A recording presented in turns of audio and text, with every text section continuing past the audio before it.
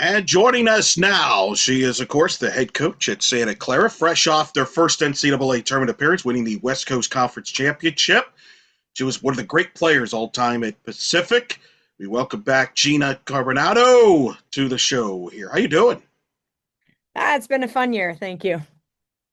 You've had time to reflect on it. What comes to your mind?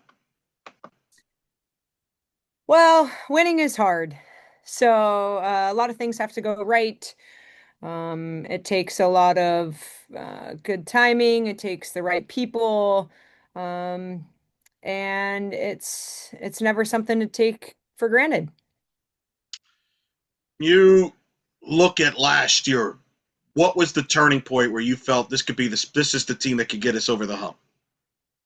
Yeah, actually, our opening weekend in Hawaii, where they actually had a structure of the tournament where there was a winner. So Sunday, actually it was Saturday, mattered. So it was four teams. You win, you play the championship game, and we got to go against Hawaii on their home field in the championship game after losing to them the day before. And I think that was kind of a big moment that when the game is on the line or when something means more than one single game.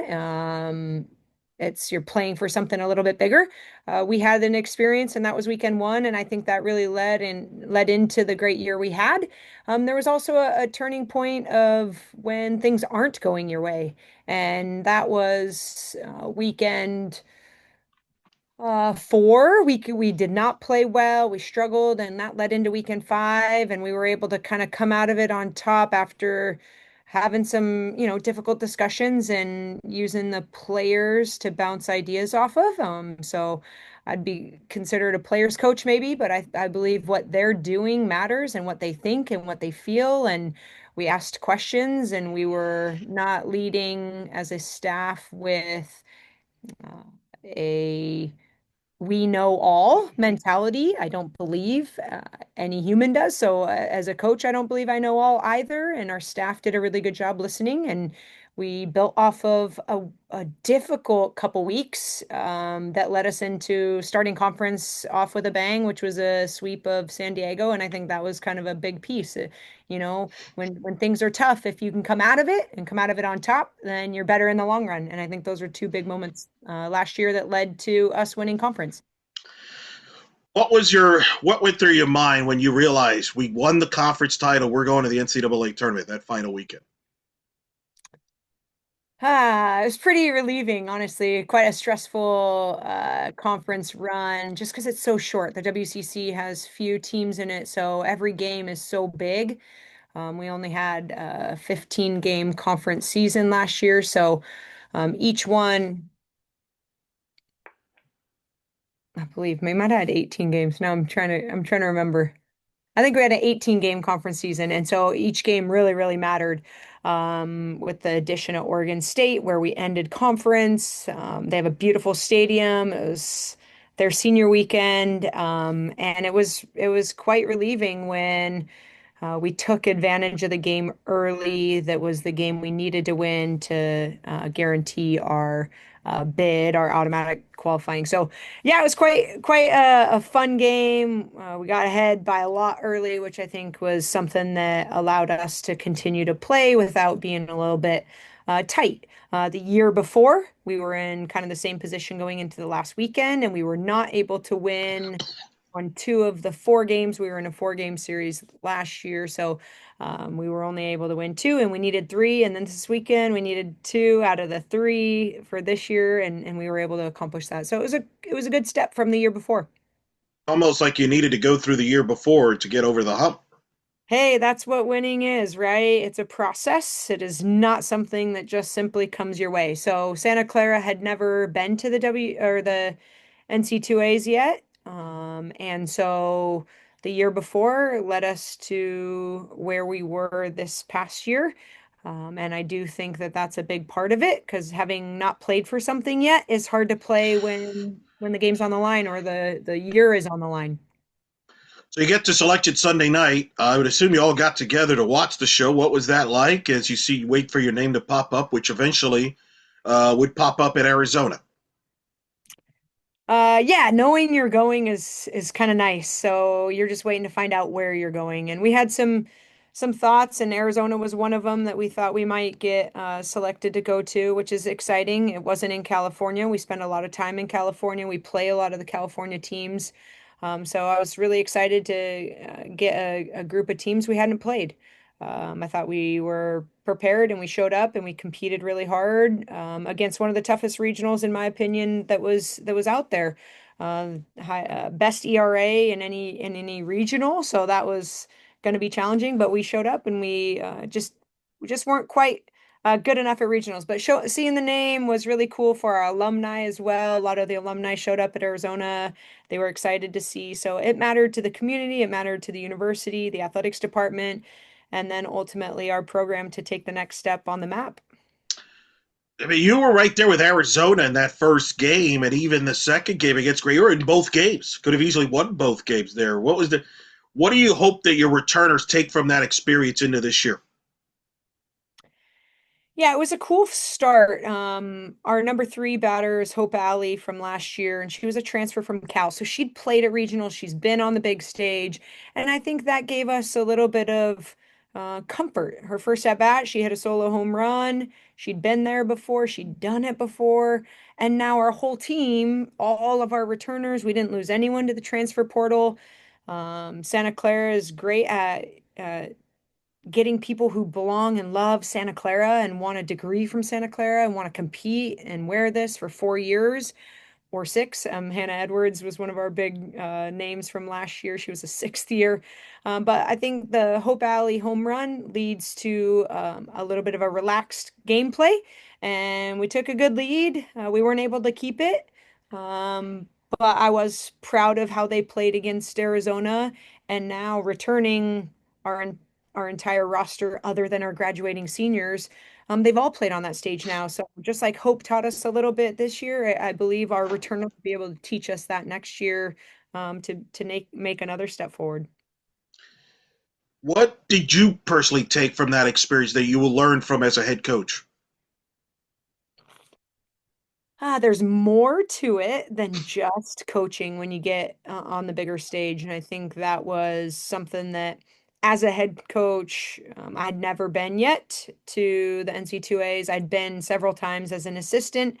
And just as an assistant, you kind of get to keep doing what you've always been doing. But as a head coach, there's a lot more to it. There's more people that want your attention, your time, your energy.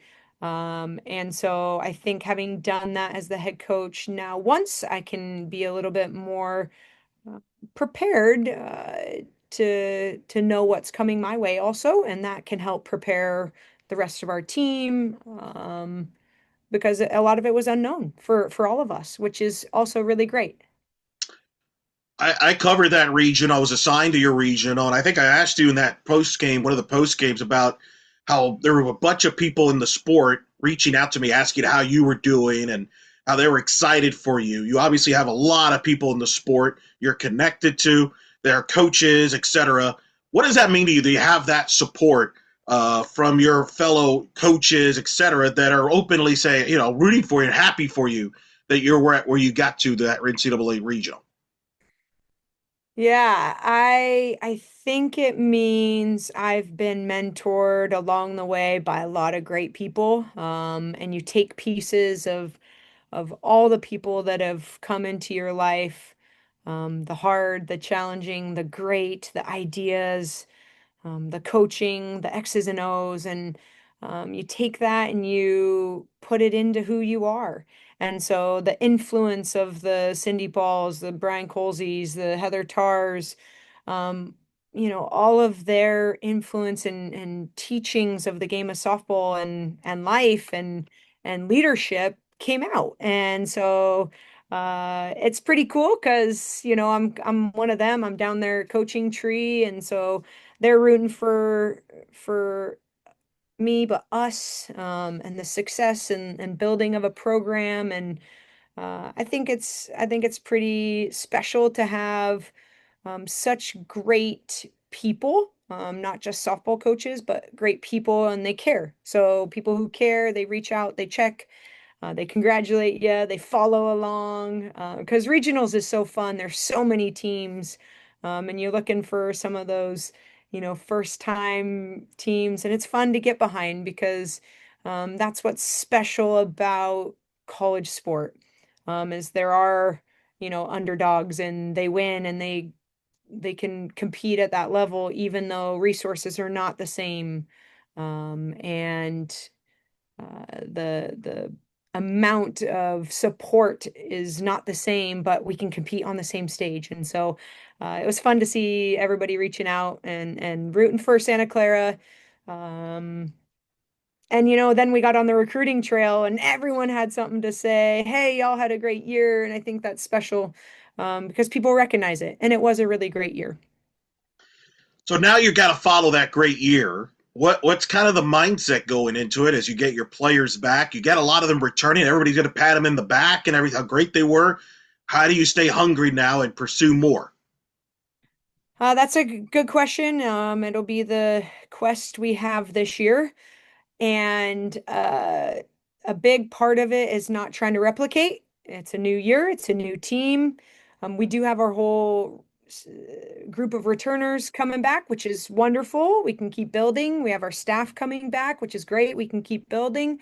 Um, but in all reality, every year is independent. So we got to start and compete day one, which actually happens to be Thursday this week. So our team has not yet arrived. So we're just getting back as a quarter school. So excited for that. And I would just say, I learned a little bit about the following year when I was with Coach Tar at University of Washington, and we won it in '09, the whole thing. And we worked really hard the following year not to talk about a repeat. Um, and I think that's something that will stay with me is that influence that we're not trying to defend or repeat. We're trying to have a great year, one day at a time. You mentioned you got a group coming back. Let's start with the offense. Just tell us a little bit about the offense. What do you anticipate could be the identity, and then some of the faces that are returning, but also some of the new faces. Yeah, so the returners, obviously, we have a good group of returners coming. Our conference player of the year and Kyra Karan. So that's going to be a big piece of our offense. She's a phenomenal defender as well. She's played infield for us for 2 years at second base, but she also can run the outfield like the wind. So you never know with returners. It's a new year, but she's going to be a big catalyst once again. She's at the top of the lineup and she's fast. She can hit, she can bunt, she can slap. So that's going to be one of the main keys to our success. And then we have Hazel Gray as a senior who was conference player of the year before. So that's massive. She can hit for power, she can pitch, she plays the outfield, very versatile lefty. So her being a senior and leading from the top now will be fun. But then we have our pitcher of the year in the WCC returning. Carrie Ferguson, she was a freshman for us, so she was freshman and pitcher of the year, which was great.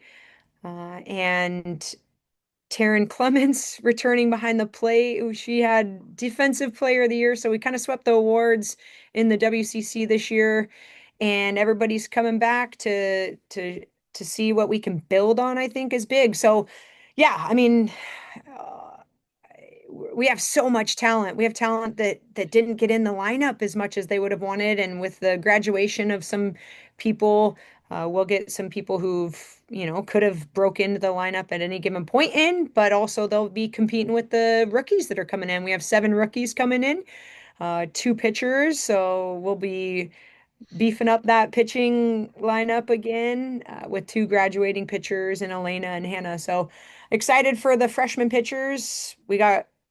Um, we got a lot out of Carrie as a freshman pitcher, so if we can get a lot out of Ellison and Sophia, I think we'll be on the right track. Everything starts in the circle, but we're bringing some dynamic players behind them as well. So excited to see rookies are kind of wild cards. They can turn out to be the best ones on the roster and play freely.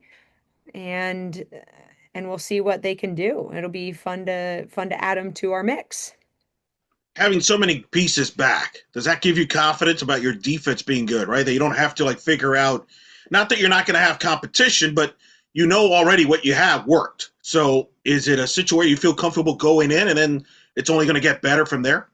Yeah, we got good leaders, so we let our leaders lead. Um, we let them tell us first and thirds what we need to do. Our catchers can call that. Um, we allow our defense to make moves with each other. So there's nothing uh, too new for us. But they'll have to lead the rookies because the rookies need to learn our tactics and our plans and strategies and stuff. So it'll be starting fresh, just like we do every fall, with a lot of learning moments. And we can change things up as we go because it's a new group. Who knows what we need exactly? You mentioned a couple pitchers, obviously, of the rookies there. Who are some of the other rookies position players that you're curious to see this fall? Yeah, so Sophia Zavarilla is an outfielder. She also can play some infield, which would be fun, but she's an outfielder that I think with the graduation of Abby Charpentier, I think she could fill in some of our playing time. That will be fun to see. Gosh, we've got a catcher that's coming in from the Pacific Northwest and that'll be fun. She's kind of a country girl, so filling in behind the plate a little bit where Abby spent a little bit of time as well. And then we have a first baseman that can hit it, which is fun to see, Sienna. So that's a good add. We've got another outfielder and an infielder, so Claire can play a little bit of both. And then we've got Kenzie who can play the left side. So with Hope's graduation, we've got a couple people uh, beside in line kind of at third base, but Kenzie will be a rookie. They'll be competing on the left side of the infield as well. So yeah, we've got a good group of rookies. I'm just kind of like looking up at my list of my roster, and Lily's already been here at school as a freshman. She started early because they just care about school too, right? So she started her classes early, which is really, really great to see. They love Santa Clara, and I think that's what's most special about this place is we don't turn people over. They get to know each other. They get to make best friends. They'll be in each other's weddings. It's not a one and done here. So I'm excited for this new group to kind of fit in with the returners because the returners have been doing it for a long time now, some of them. So do you have leaders? Do you assign the leaders right now? Or are you going to wait till the fall plays out? Oh, we actually do not do captains or a leadership group or any of that. We've done some things in the past along those lines. Um, However, I've felt that everyone can lead, and they will. So when you're in a safe place, from the coaching staff believing in you to your teammates caring about each other, when you're in a safe place, freshmen can lead. And we saw that in Carrie last year. She's a leader on the field. Um, one of our freshmen last year, led in the athletics department. She's connected in multiple different affinity groups. So they're leaders. It's fun to see. So I think leadership comes out, and we encourage it to come out in the seniors as well as the freshmen. But the seniors definitely, it'll be a fun group. They're a big group, and they've been here together, competing together for 3 years now. So with all of them returning, I think they're some of the hardest working seniors we've had. And here we go. Let's let them have their year. I think the biggest difference between, classes is this is the seniors' kind of last experience. So what they want out of it is going to be kind of what they put into it and what they allow. And I expect them to get after it. Let's talk a little bit about the West Coast Conference. It's always evolving. It's always on the chase. Where are we? Is this the year you're having the conference tournament? What can you tell us about the WCC this year? Yeah, excited for the path that the WCC is on in softball. So, we do not have a conference tournament this year. This should be the last year that the WCC does not have a conference tournament. the following season, so the season of 27, we'll have a conference tournament, as well as UC San Diego adding to the WCC in 27, which is a great add for us, another great academic institution in California, who wants to be good at sport. So they're making a move that's academically driven, but also sport driven. So excited for UC San Diego to join. And this is the last year that Oregon State will be in as an affiliate. They'll go back to the Pac-12, but we do add Seattle U this year. So Seattle U is another great softball school. Coach Hirai's done a great job up there in Seattle. I worked with him while I was at University of Washington. He's a phenomenal coach. So happy to have him and his program in the WCC. They'll compete. They'll be a tough school. It'll be tough to play in Seattle. But it'll be, a conference that's growing. I think that's a good sign for softball and for the NC2A and staying relevant in college sport right now is you got to keep building and the WCC has supported that as a conference. So excited about the direction that we're going. So with the addition of Seattle, how does that mean from a conference scheduling standpoint? 3 extra games? Are you playing everybody? And if so, how does that impact your overall schedule? I would imagine that affects your non-conference schedule to a degree. Yeah, it's a good thing. We've been trying to schedule non-conference games from week 1 to week 8, and it's tough because most conferences have started games well before us. So this is the most exciting. We're starting in March this year. We're starting conference at the end of March, and we're usually in April waiting to start. So it's tough to play very few games leading into conference because there's teams that are not available to play. So we usually try to pick up a couple midweeks, but we don't have a lot of games leading into conference. And this is the first year where we're rolling every weekend and there's no odd break where there's no one really to play. And so we open up at LMU March 27th. Excited. So we'll have a 18 game season this year, I believe. Um, which will be our largest conference set. It's pretty good, pretty good. Once you do get that West Coast Conference Championship tournament, has there been a determination of where the site, who's hosting, and all that, how that's going to play out? It's still working, so there's some good ideas going through the WCC of how we host, where we host, and what the kind of requirements will be to host. And I think facilities is going to be a big piece of that, making sure our facilities are uh, high end, ready to host a conference tournament. So that's going to be the big thing. We don't know yet where it'll be, but we've got options. And San Diego, I think of how much they've put into their softball program, and we got to play there last year in their opening weekend, and their stadium is gorgeous. So things like that help. Let's host it and let's make it look great and let's continue to grow as a WCC softball program. So we're not sure where yet, but we got some good options. Santa Clara is another great option to host. So there's going to be some, who knows where the first one will be, but it'll be special. Obviously, when you play in the West Coast Conference, of course, you've been playing Pacific every year. How strange was it not to see Coach Cozy in the dugout opposite there? He's loving life though. So, when I chat with him, he's doing well. He was their sports supervisor, so he was still working in the athletics department and doing what he does best, and that's connect with people. So, I'm still connected to him. He's happy. It was a hard, I guess, emotional, because that's where I played and he was there for so long and he was the staple of the program and keeps the alumni connected. But I'm super excited about the hire they made and Sam Duran, and I think she's going to continue to be great at Pacific and grow the program. So happy for her and happy for Pacific. And actually really thrilled that Colsey's, doing what he does best. Yeah. What's he like now with not being involved ever on a daily basis? Is he gotten adjusted to it?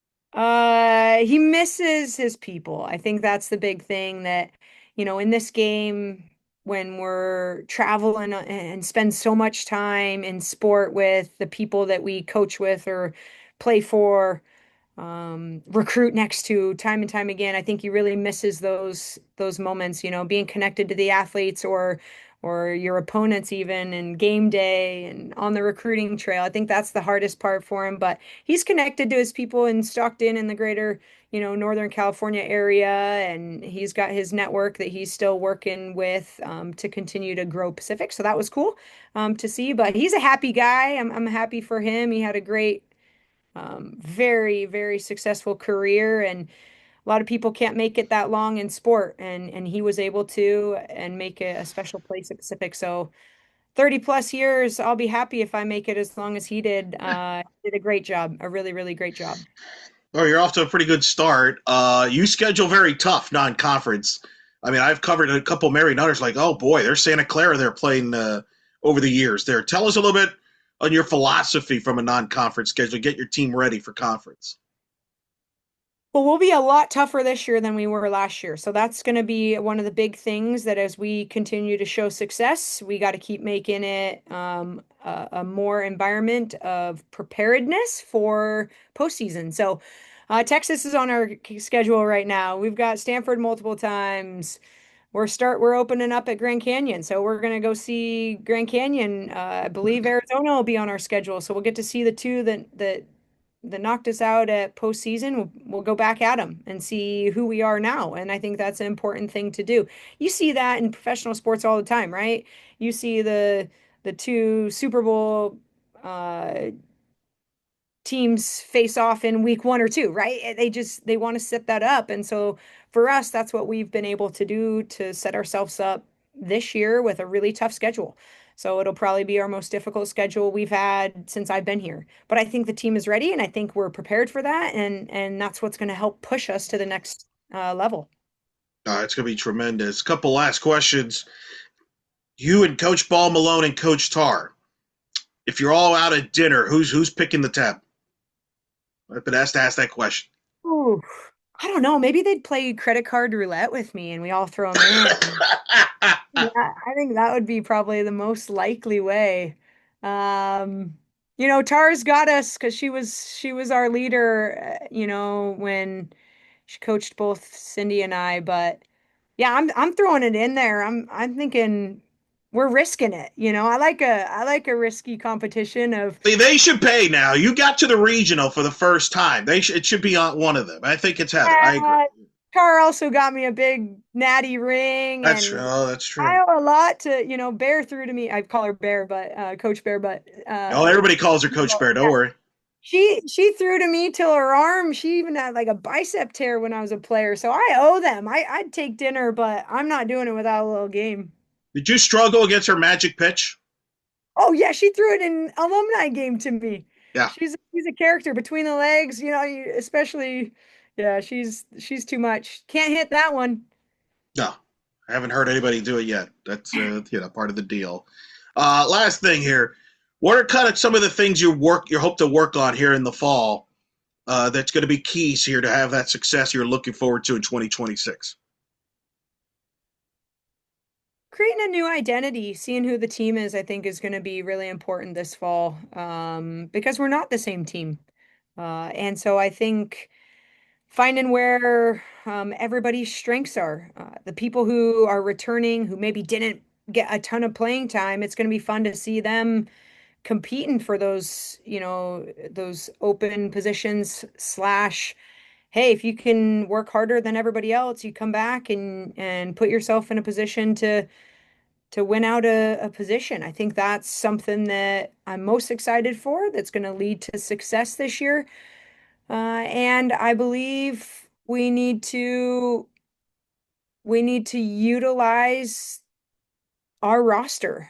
We have 23 great players. They're here for a reason, and we need to utilize that. So this fall will be a good time to see who pairs well where, see who hits what kind of pitching well, because we try our best to prepare our athletes for the positions that we put them in. And so we got to learn them. And the fall's for kind of learning what their strengths are. Everybody has strengths, and they're not all the same. Some people can hit up balls better, some people can hit down balls better, and we got to be able to figure those things out this fall, because they all can do some really great things on the softball field. I believe that. I recruited now at this point every single one of them. And so there's a reason that they're here and they can piece into our puzzle. Um, and every puzzle piece matters. That is Santa Clara head coach Gina Carbonatto joining us here at In the Circle on D1 Softball Powered by 643. Coach, thanks so much. Appreciate you taking the time to talk to us. Always a pleasure to get to talk to you. And like I said, generally a lot of people are happy when you won the conference and got to that NCAA tournament last year. I know you're not satisfied with that, but I know a lot of people, it's hard to get there that first time. And a lot of people were genuinely happy for you, and I was one of them. So congrats on that. Good luck this year, and thanks for talking to us. We'll hope to talk soon.